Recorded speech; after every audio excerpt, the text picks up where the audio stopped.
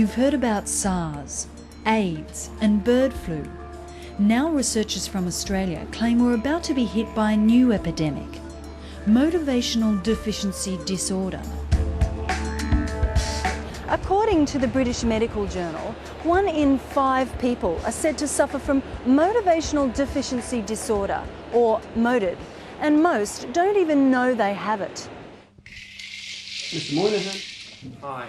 Motivational deficiency disorder was first discovered by a team at Newcastle University, led by the respected neuroscientist Professor Leth Argos.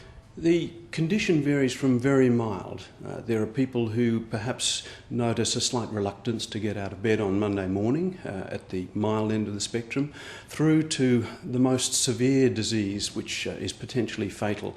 These are people who find themselves at times in an acute attack unmotivated to breathe, and these people will die.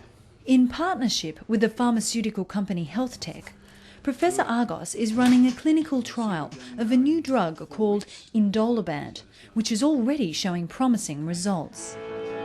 Before I started taking the drug, I couldn't get off the beach. I'd go to the beach, I'd stay there all day. I couldn't move, I couldn't do any housework, I couldn't do any gardening. Eventually I lost my job, I couldn't work. All my life people have called me lazy, but now we know I was sick. And there's lots of people out there who probably think of themselves as lazy, but may be suffering motivational deficiency disorder. Motivational deficiency disorder, of course, is underestimated, undiagnosed very often, and certainly undertreated.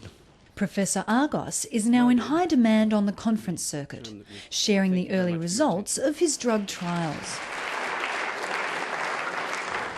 The effectiveness that we've seen using Indolabant in the trials has at times been quite remarkable. I had recently the wife of one of our participants ring me, and she was in tears. She was in tears at the extraordinary change in the behaviour of her husband. She reported that after the use of Indolabant, her husband had mowed the lawn, repaired the gutters, and then paid an electricity bill, all in the 1 week. The new disorder has sparked headlines around the world and raised concerns about the selling of sickness. I find it truly terrifying how easy it is to create a new disease, and it just shows how very little effort it takes to generate a whole new area of anxiety and the possibility for people convincing themselves that they're ill. So is motivational deficiency disorder a genuine illness that demands more public attention, or a textbook case of disease mongering, sponsored by drug companies and the physicians on the payroll?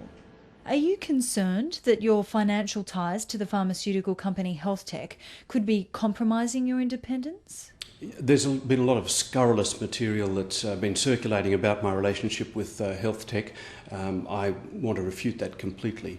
I have a perfectly ethical relationship with the company. I find that the company is motivated purely by an interest in improving the well-being of people in the community, and I think suggestions to the contrary are simply outrageous.